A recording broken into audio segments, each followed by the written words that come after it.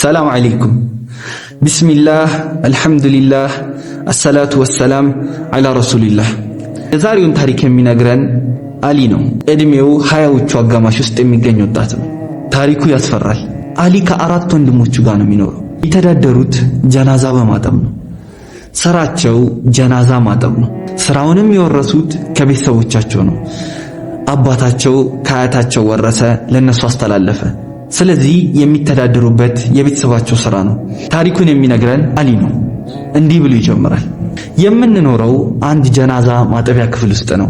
ምንሰራውም የምንተኛውም እዛው ክፍል ውስጥ ነው። ክፍሉ በጣም ያስፈራል። በጣም ጨለማ ነው፣ ድቅድቅ ነው። የትኛውንም አይነት ብርሃን ክፍል ውስጥ ብታረጉ ጨለማው አይጠፋም። 100 ብርሃን ለምን አታረጉ? ክፍል ውስጥ የሆነ ጨለማ ታገኛላችሁ። ስራውን አልወደውም። በጣም ነው ስራውን የምጠላው። ግን ምን ያደርጋል? ከቤተሰቦቻችን የወረስነው ነው። መተው አልችልም። ያደግንበት ስራ ነው። እዛ ክፍል ውስጥ ነው የምናድረው በተራ በተራ።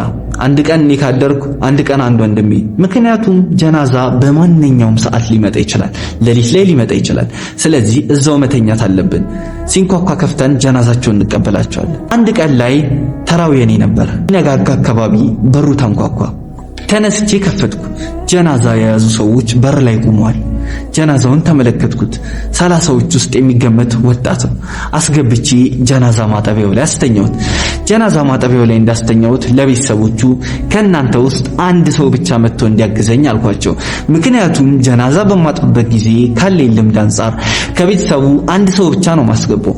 ምክንያቱም ከአንድ ሰው በላይ እንዲገባ ከፈቀድኩ እያለቀሱ ጀናዛውን እንሳም እያሉ እየነኩ ስራዬን በጣም ያከብዱብኛል።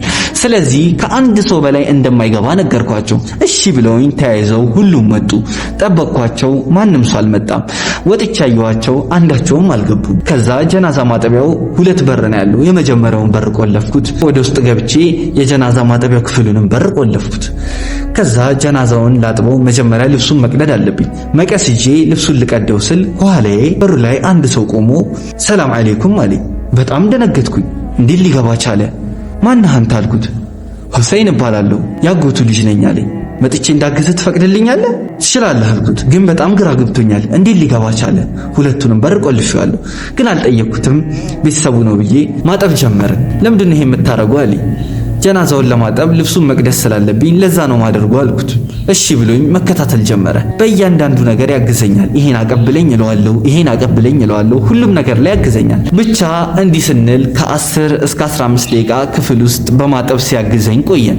ሌላው በማጥብበት ያስተዋልኩት አንድ ነገር ጀናዛውን እያጠብኩት እያለ ሁሴንን ልብ ብዬ ስመለከተው ፊቱ ላይ ምንም አይነት ሐዘን እንባም የለም። ግራ ተጋባው። ያጎቱ ልጅ አይደል? እንዴት ትንሽስ አያዝንም አልኩኝ። ግን ያው የኔ ስራ አይደለም አይታወቅም ብዬ ስራዬን ቀጠልኩኝ። ከዛ አጥበን ጨርሰን በከፈን ሙሉ ሰውነቱን ፊቱን ብቻ ክፍት አድርገን ሙሉ ሰውነቱን ከጠቀለልን በኋላ ሁሴን መሄድ ይችላለሁ ወይ ብሎ ፈቃድ ጠየቀኝ። አዎ ትችላለህ፣ ስትወጣ ግን ውጭ ያሉት ቤተሰቦቹ ሁሉንም እንዲገቡ ንገራቸው አልኩት። ጀናዛውን ፊቱን ክፍት አድርጌ ቤተሰቦቹ መጥተው እንዲስሙት ማለት ነው። ይሄ ረሱላህ ሰለም ያረጉት የነበረ ሱና የሆነ ነገር ነው። ከዛ እሺ ብሎኝ ወጣ። ጠበቅኩኝ። 5 ደቂቃ ጠበቅኩ፣ 10 ደቂቃ፣ 15 ደቂቃ የሚመጣ ሰው የለም። በነገራችን ላይ ጀናዛውን እያጠብንበት በነበረ ሰዓት በሩ በጣም ሲንኳኳ ክፈትልኝ እያሉኝ ነበር። ሁሴን በዛ ሰዓት ተዋቸው፣ ችግር የለውም እኔ በቃሃለሁ፣ እኔ አግዛሃለሁ ስላለኝ አልከፈትኩላቸው። ከዛ 15 ደቂቃ ጠብቄ በሩን ልከፍት የመጀመሪያውን በር ልከፍቶ ሲሄድ ከውስጥ በኩል ቁልፍ ነው። ግራ ገባኝ። ሁሴን እንዴት ወጣ? ፈለኩት፣ ክፍል ውስጥ የለም። አሁንም ከፍቼ እሱን ሁለተኛ በሩን ቁልፍ ነው።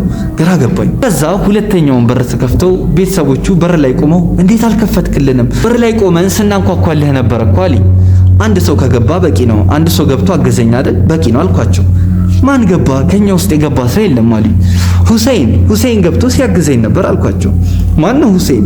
ሁሴን ከኛ መሃል የለም አሉኝ። እንዴ እናንተ ሰዎች ምን ሆናችሁ ነው? ሰዓቱን ሙሉ ሲያግዘኝ የነበረው ሁሴን ነው አልኳቸው።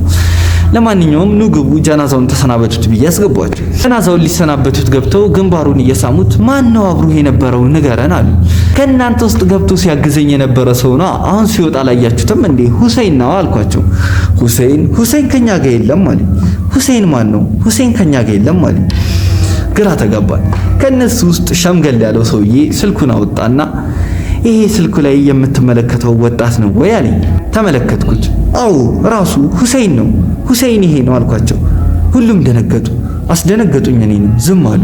ከነሱ ውስጥ ሸምገል ያለው ሰውዬ ሁሴን እኮ ከሞተ 2 ቀን ሆኖታል፣ ሁሴን ሞቷል። ሁሴንና ይሄ ጀናዛ የአጎታማቾች ልጆች ነበሩ።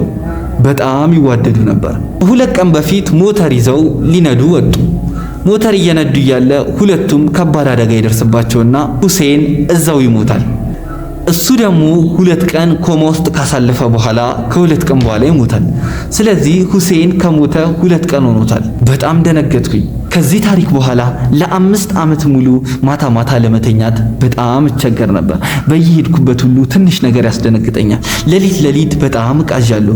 ከእንቅልፌም እየዋነንኩ ብዙ ጊዜ እነሳለሁ ለ5 ዓመት ሙሉ። ከ5 ዓመት በኋላ አንድ ሼህ አግኝቼ ነገሩን አስረድቼው ነገሩ እኮ ይሄ እኮ የተለመደ ነው፣ ምናልባት የሰውየው ቀሪኑ ሊሆን ይችላል። ምክንያቱም ቀሪን ሁላችንም እንዳለን አላህ ሱብሓነሁ ወተዓላ በቁርአን ላይም ነግሮናል። ረሱል ሰለላሁ ዐለይሂ ወሰለም ሁሉም የአደም ልጅ ሲወለድ ሸይጣን አንድ ጂን ይመድብለታል ብለውናል። ስለዚህ ሁላችንም አንዳንድ ቀሪን አለን። ምናልባት ያ ቀሪን ለኛ መልካም ወይ መጥፎ ሊሆን ይችላል። ስለዚህ ቀሪኑ ሊሆን ይችላል መጥቶ ሲያግዝህ የነበረው አሊ። በጣም ደነገጥኩ። ቢሆንም ከበፊቱ ትንሽ ረጋጋው ልበል እንጂ አሁንም መፍራቴን አላቆምኩ። ምክንያቱም እዛ ክፍል ውስጥ እኔና እሱ ከ15 ደቂቃ በላይ ነክቶኛል፣ አግዞኛል፣ አውርቶኛል። ያ ነገር ግን ሰው አይደለም። ባሰብኩት ቁጥር ሁሉ በጣም እጨነቃለሁ። ሼሁ ከነገሩኝ ነገሮች ውስጥ ቀሪን በሰው መመሰል እንደሚችል ነው። ምክንያቱም በምናውቀው ሐዲስ አቡ ሁረይራ ረዲየላሁ አንሁ የዘካተል ፊጥርን ቤተል ማል ውስጥ ሆኖ እየጠበቀ በነበረበት ሰዓት ጂን መጥቶ ያንን ሰርቆ ሲሄድ እንደያዘው ያንን ሐዲስ እናውቀዋለን። ስለዚህ ቀሪን በሰው መመሰል ይችላል ማለት ነው። ሆኖም ግን ይሄንን ልወቅ እንጂ ይሄ ታሪክ ህይወቴ ላይ ከባድ ተጽዕኖ አሳድሮብኛል ሲል ታሪኩን አሊ እንደዚህ ጨርስልናል። የሰማችሁት ታሪክ እንደወደዳችሁት ተስፋ አደርጋለሁ። የፈራችሁም ትኖራላችሁ። ለማንኛውም ሁላችንም በአላህ መጠበቅ እንችላለን። ረሱል ሰለላሁ ዐለይሂ ወሰለም የሰጡን የጧትና የማታ አስካር አለ። በእነዛ አስካሮች ሁላችንም ከምንም አይነት መጥፎ ነገር መጠበቅ እንችላለን። አስካሮቹ ላይ በርታ እላለሁ። የዛሬውን ታሪክ እንደወደዳችሁ ተስፋ አደርጋለሁ። በቀጣይ አስገራሚ ታሪክ እስክንገናኝ ድረስ ሰላም አለይኩም ወራህመቱላሂ ወበረካቱ።